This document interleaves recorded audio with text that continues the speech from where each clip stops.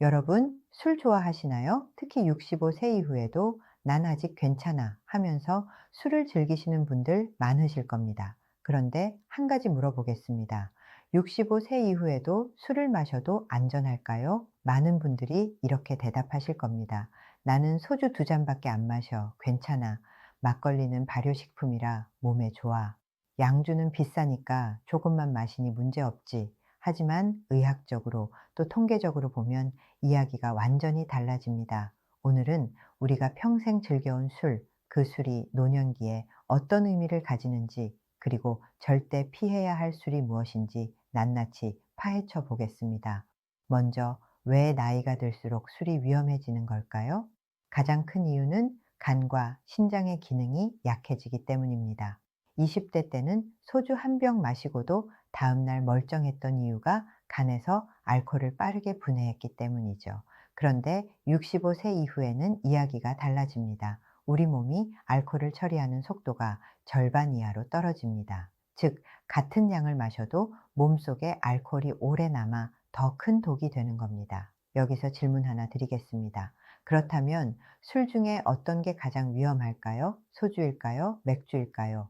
대부분은 양주가 독하니까 제일 위험하지 않을까 하실 겁니다. 하지만 놀랍게도 답은 조금 다릅니다. 지금부터 술별 위험도를 하나하나 살펴보겠습니다. 여러분, 우리에게 가장 익숙한 술이 무엇일까요? 단연코 소주입니다. 회식 자리에서도, 집에서 혼술할 때도, 친구 만나 수다 떨 때도 빠지지 않는 술이 바로 소주죠. 그런데 이 소주가 사실은 노년층에게 가장 치명적인 함정이라는 사실 알고 계셨나요? 소주잔 참 작습니다. 그래서 한 잔쯤이야 하면서 계속 따라 마시게 되죠. 하지만 문제는 이 작은 잔 하나가 결코 가볍지 않다는 데 있습니다. 소주 한 잔 50ml의 알코올 도수는 약 16도에서 20도. 이를 순수 알코올량으로 계산하면 맥주 한 컵 200ml보다도 더 강력한 효과를 냅니다. 즉, 소주 두세 잔이 사실은 맥주 한 병을 마신 것과 비슷하거나 더 강하다는 겁니다. 노년기에 들어서면 간의 해독 속도가 절반 이하로 떨어진다고 말씀드렸죠. 그렇기 때문에 소주 두세 잔은 20대 시절 소주 한 병 이상 마신 것과 같은 충격을 몸에 줍니다. 소주의 역사를 잠시 짚어볼까요? 소주는 고려시대 몽골을 통해 증류 기술이 들어오면서 시작됐습니다. 이후 조선시대를 거쳐 해방 이후 현대에 와서는 대량 생산 체계로 바뀌었죠. 오늘날 소주는 깔끔한 맛을 내기 위해 정제 과정을 거치고 심지어 인공 감미료까지 첨가됩니다. 문제는 이 깔끔한 맛 때문에 사람들이 위험성을 느끼지 못하고 과음한다는 겁니다. 깔끔하다는 건 사실 몸에서 더 빨리 흡수된다는 뜻이기도 합니다. 여기서 중요한 질문을 드리겠습니다. 왜 하필 소주가 노년층에게 더 위험할까요? 첫째, 혈압 상승입니다. 소주는 고도주에 속합니다. 도수가 높아 혈관을 순간적으로 확장시켰다가 급격히 수축시키죠. 이는 고혈압 환자에게 치명적입니다. 실제로 뇌출혈, 심근경색 응급 환자 중 상당수가 술자리 후 쓰러진 경우입니다. 둘째, 골다공증과 낙상 사고입니다. 65세 이후에는 뼈가 약해지고 균형 감각도 떨어집니다. 그런데 소주는 빠르게 취기가 올라 넘어져 골절로 이어지는 경우가 많습니다. 응급실 기록을 보면 65세 이상 남성 환자의 낙상 원인 1위가 소주 음주 후라는 통계도 있습니다. 셋째, 간과 신장 기능 악화입니다. 노년층은 이미 당뇨, 고혈압, 고지혈증 같은 기저질환을 갖고 있는 경우가 많습니다. 이때 소주를 마시면 간에서 약물 대사에 필요한 효소가 알코올 해독에 쓰이게 되죠. 결국 약효가 떨어지고 부작용은 더 커지는 악순환이 생깁니다. 많은 분들이 이렇게 말씀하십니다. 나는 소주 딱 두 잔만 마셔. 괜찮아. 하지만 여기엔 두 가지 함정이 있습니다. 두 잔이라 해도 20대 때 한 병 마신 것과 같은 부담이라는 것.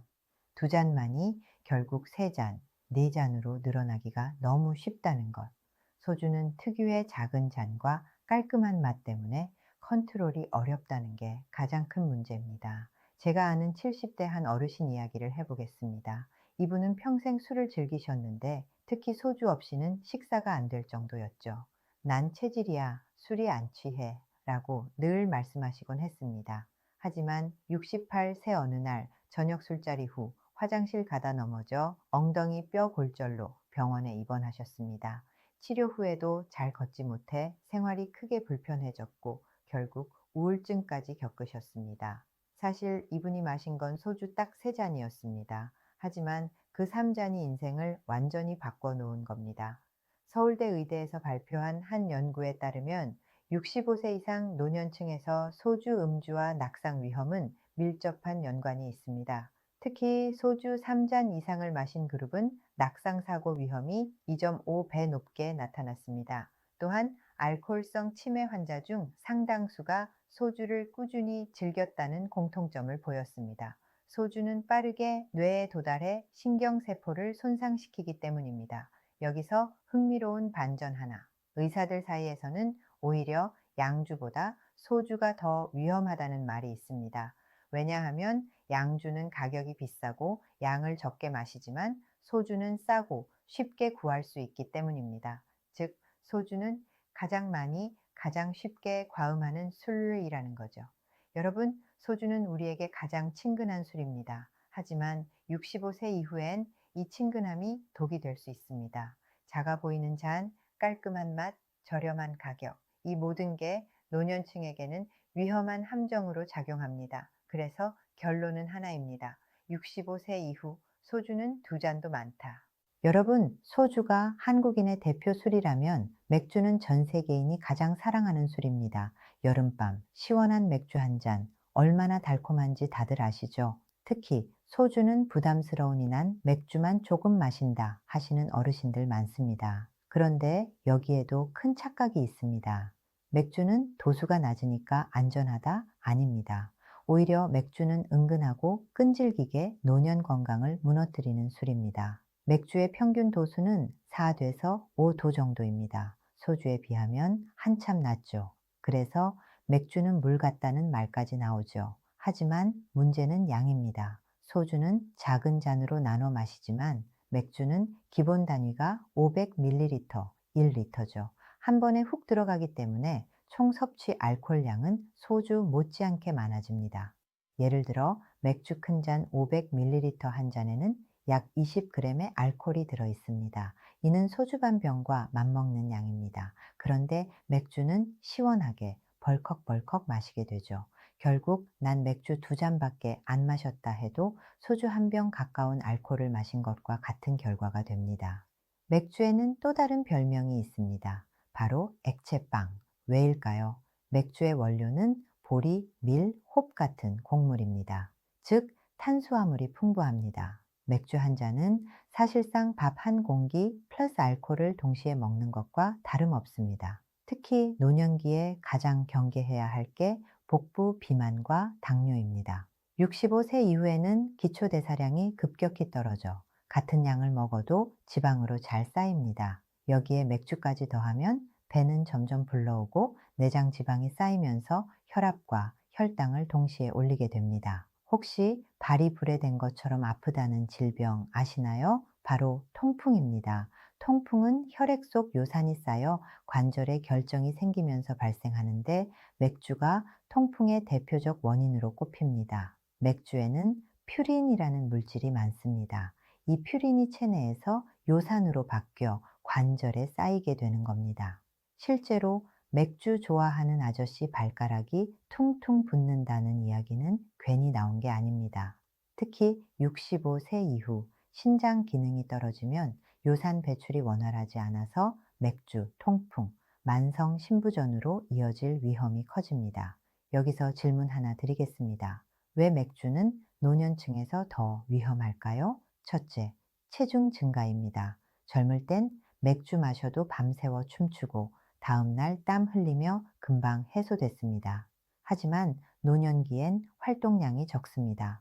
맥주의 칼로리는 고스란히 뱃살로 쌓여 비만과 심혈관 질환으로 이어집니다. 둘째, 당뇨와의 직결성입니다. 맥주 한 잔의 혈당 지수는 상당히 높습니다.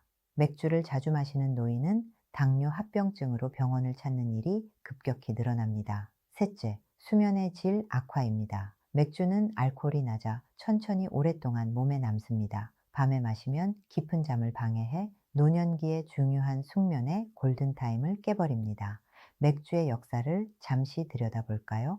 고대 이집트에서는 이미 5천년 전 맥주가 있었습니다. 당시에는 신에게 바치는 제물로 쓰일 만큼 귀했습니다. 하지만 현대에 와서는 대량 생산, 대중화되면서 싸고 쉽게 마실 수 있는 고열량 술이 되어버렸습니다. 즉, 맥주는 과거엔 귀한 음식이었지만 지금은 오히려 건강의 적이 된 겁니다. 70대 후반 한 분은 매일 저녁 맥주 한 캔을 드셨습니다. 술 중에 맥주가 제일 순해서 괜찮다는 생각 때문이었죠. 하지만 몇 년 지나지 않아 혈당 수치가 치솟고 통풍이 발병했습니다. 처음엔 발가락이 붓더니 결국 무릎, 발목까지 통증이 퍼졌습니다. 병원에서 들은 말은 충격적이었습니다. 어르신, 술 중에 맥주가 가장 위험할 수 있습니다. 여기서 흥미로운 사실 하나 알려드리겠습니다. 의외로 일부 의사들은 소주보다 맥주가 더 무섭다고 말합니다.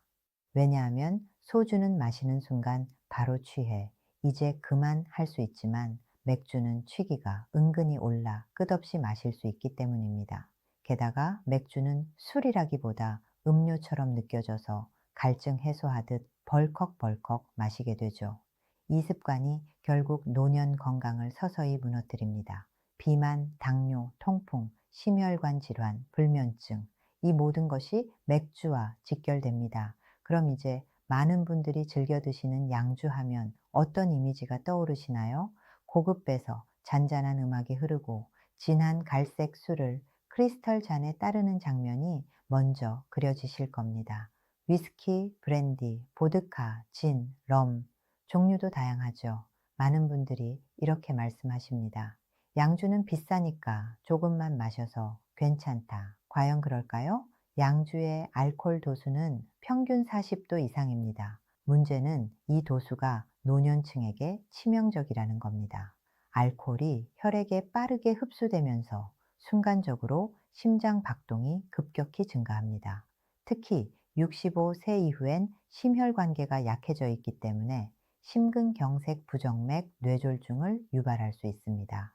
많은 분들이 양주는 소주처럼 몇 잔씩 마시는 게 아니니까 괜찮다고 하십니다. 하지만 양주 한 잔 45ml는 순수 알코올이 약 18g, 이는 소주 한 잔, 맥주 한 컵과 맞먹습니다. 즉, 위스키 원샷 한 잔은 사실상 소주 3잔을 단숨에 들이킨 것과 비슷한 효과입니다. 한 잔이니까 괜찮다는 착각이 가장 무서운 함정입니다. 여기서 중요한 포인트 하나 더. 양주는 뇌에 직접적인 타격을 줍니다. 알코올 도수가 높기 때문에 혈액노예 장벽을 빠르게 통과해 신경세포를 공격하죠. 특히 노년층은 뇌세포 재생 능력이 거의 없습니다. 즉, 양주 한 잔으로도 인지기능 저하와 기억력 손상이 가속화될 수 있습니다. 실제로 알코올성 치매 환자 중 상당수가 젊을 때 양주를 즐겼다는 연구 결과도 있습니다. 양주의 역사를 보면 흥미로운 점이 있습니다. 중세 유럽에서는 위스키를 생명의 물이라고 불렀습니다. 의약품처럼 쓰였던 거죠. 한 60대 후반 남성분은 사업 시절 해외 출장을 다니며 위스키를 즐겨 마셨습니다. 좋은 술은 건강에 해롭지 않다는 믿음이 있었죠. 하지만 은퇴 후에도 위스키 한두 잔을 매일 마시다 결국 3년 만에 심근경색으로 쓰러졌습니다. 병원 의사의 말은 단호했습니다. 도수가 높은 술은 적은 양이라도 노년층에겐 치명적입니다. 여기서 반전 하나. 의외로 일부 연구에서는 적은 양의 와인이나 위스키는 혈액순환에 도움을 줄 수 있다는 결과도 있습니다. 하지만 이건 어디까지나 젊고 건강한 사람에게 해당되는 이야기입니다. 65세 이후엔 간과 심장이 이미 약해져 있어서 똑같은 한 잔이 오히려 독으로 작용합니다. 즉, 노년층에겐 양주 한 잔의 이로움보다 해로움이 훨씬 크다는 게 현재 의학계의 공통된 결론입니다. 첫 번째, 심혈관 질환 급증입니다. 알코올이 혈관을 급격히 수축 확장시켜 심근경색과 뇌졸중 위험 증가합니다. 두 번째, 낙상 사고. 소량만 마셔도 균형 감각 상실, 그리고 고관절 골절 잘못하면 장기 요양으로 이어집니다. 세 번째는 치매 촉진 고도 알코올이 뇌세포를 직접 손상하고 기억력 저하, 알코올성 치매로 이어질 수 있습니다. 여러분, 양주는 고급스러운 이미지와 다르게 가장 위험한 술 중 하나입니다. 소주는 양으로, 맥주는 은근한 당분과 칼로리로 우리 몸을 공격한다면 양주는 도수 하나만으로도 단숨에 치명타를 날립니다. 막걸리는 한국인의 전통 술입니다. 비 오는 날 파전과 함께 한 사발, 생각만 해도 입가에 미소가 지어지죠. 특히 노년층 어르신들은 막걸리는 발효식품이니까 몸에 좋다라는 말을 자주 하십니다. 그래서 소주나 양주 대신 막걸리를 선택하시는 분들도 많습니다. 하지만 여기엔 큰 오해가 숨어 있습니다. 막걸리는 오히려 60세 이후 건강을 해치는 가장 위험한 술 중 하나입니다. 첫 번째 이유는 당분입니다. 막걸리는 쌀, 누룩, 물을 발효시켜 만들기 때문에 자연스러운 단맛이 있습니다. 여기에 시판되는 대부분의 막걸리에는 인공 감미료가 추가됩니다. 결국 술 한 잔에 알코올과 당분을 동시에 섭취하는 셈이죠. 65세 이후에는 인슐린 분비가 줄고 혈당 조절 능력이 떨어지는데 막걸리 한 사발은 순식간에 혈당을 치솟게 만듭니다. 실제로 당뇨 환자에게 막걸리는 가장 위험한 술로 꼽힙니다. 혈당이 급격히 오르면 시력 저하, 신장 손상, 신경 손상 같은 합병증 위험이 크게 늘어납니다. 두 번째 이유는 알코올 함량 착각입니다. 막걸리는 보통 6도에서 8도 정도의 낮은 도수를 가집니다. 그래서 대부분 가볍다라고 생각합니다. 하지만 문제는 마시는 양입니다. 막걸리는 컵이나 사발 단위로 마시다 보면 두세 병은 금방 비워집니다. 실제로 막걸리 두 병의 알코올량은 소주 한 병 이상과 맞먹습니다.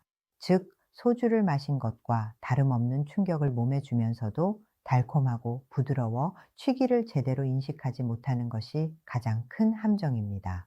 세 번째 이유는 낙상 사고입니다. 노년층은 균형 감각이 떨어져 있고 뼈도 약해져 있습니다. 그런데 막걸리는 특유의 달큰한 맛 덕분에 금방 취기가 올라옵니다. 응급실 통계에서도 65세 이상 낙상 환자 중 막걸리 음주 후 사고가 상당히 높은 비율을 차지합니다. 넘어져 고관절이나 척추가 부러지면 긴 시간 동안 침대 생활을 해야 하고, 이는 다시 근육 손실과 치매로 이어지는 악순환을 만들게 됩니다. 네 번째 이유는 위장 질환입니다. 막걸리는 발효 과정에서 이산화탄소가 발생해 탄산이 조금씩 섞여 있습니다. 그래서 속이 더부룩해지고 위산 역류를 일으키기도 합니다. 특히 위염이나 역류성 식도염을 가진 노년층에게는 한두 잔만 마셔도 증상이 악화됩니다. 또 막걸리에 들어있는 당분과 효모는 장내 세균 불균형을 초래할 수도 있습니다. 실제 사례를 하나 말씀드리겠습니다. 70대 여성분 한 분은 남편과 함께 저녁마다 막걸리 한 병을 나눠 마셨습니다. 소주보다는 순하고 몸에 좋다는 생각 때문이었습니다. 하지만 몇 년 뒤 당뇨가 악화되고 결국 망막출혈로 시력이 급격히 나빠졌습니다.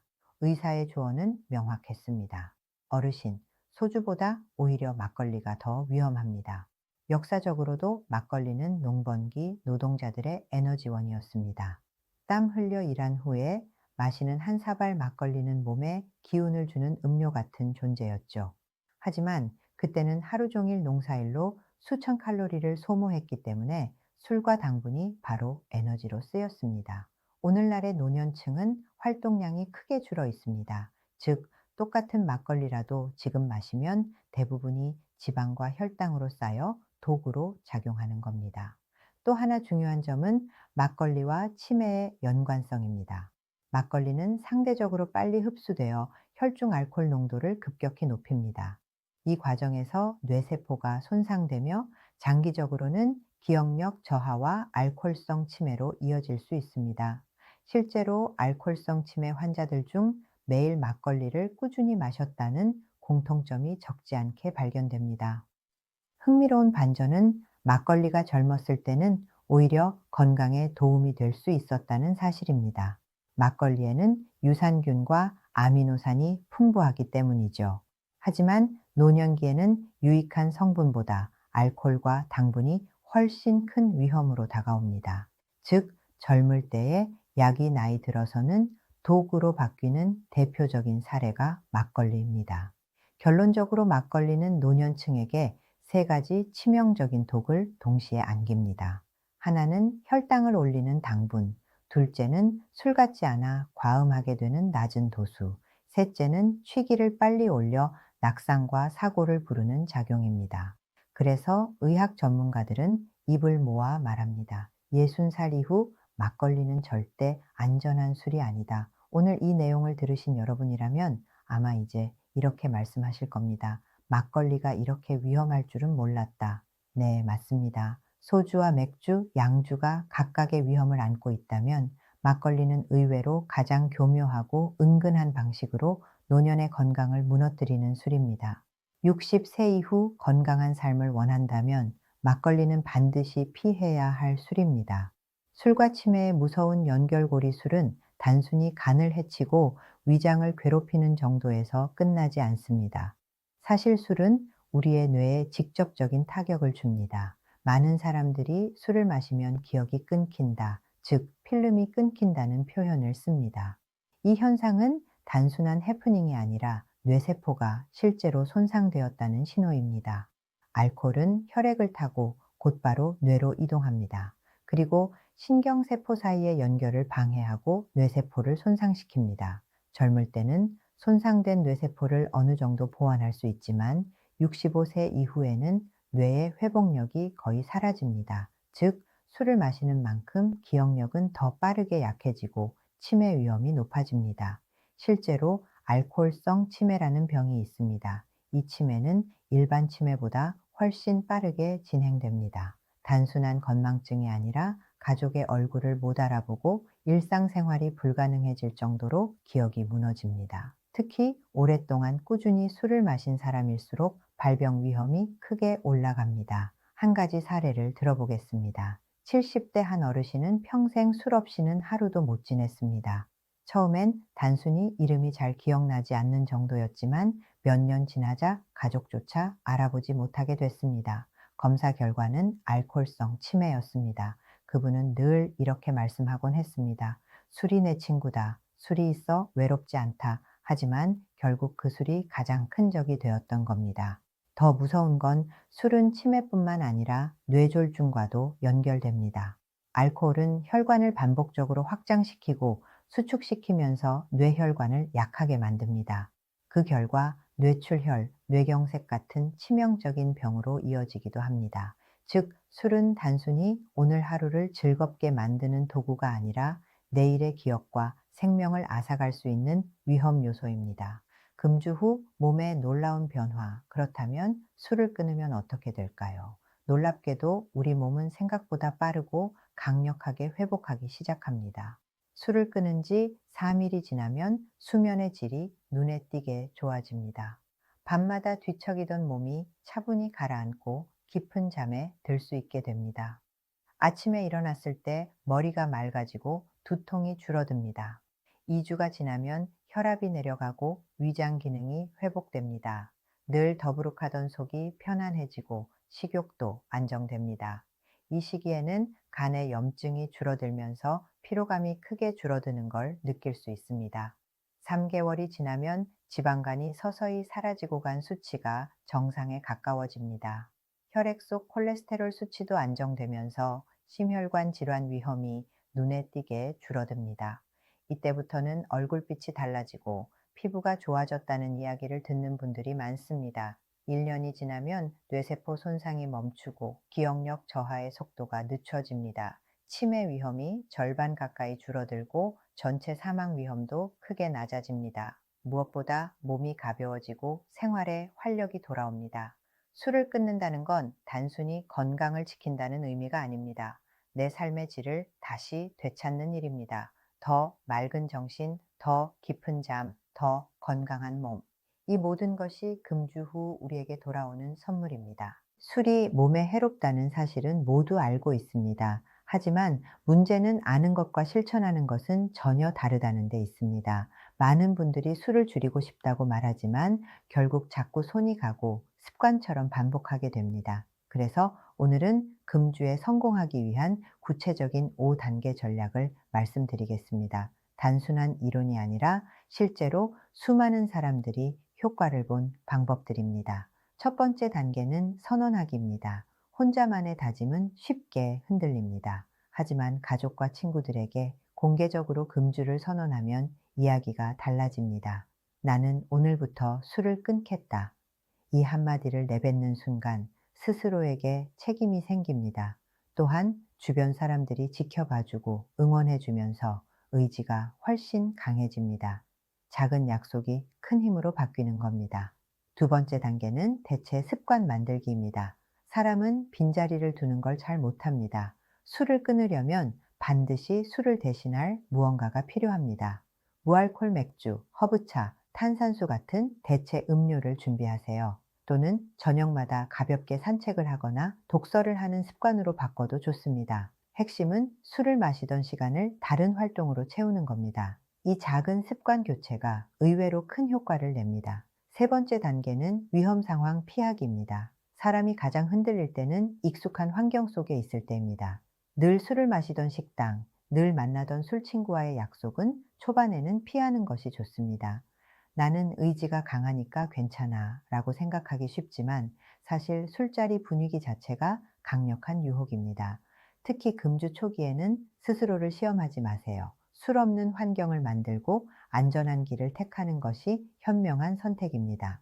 네 번째 단계는 작게 시작하기입니다. 처음부터 나는 평생 술을 끊겠다는 거대한 목표를 세우면 오히려 부담이 됩니다. 대신 하루 단위로 일주일 단위로 작게 끊어보는 겁니다. 오늘 하루 술을 안 마셨다면 그것만으로도 성공입니다.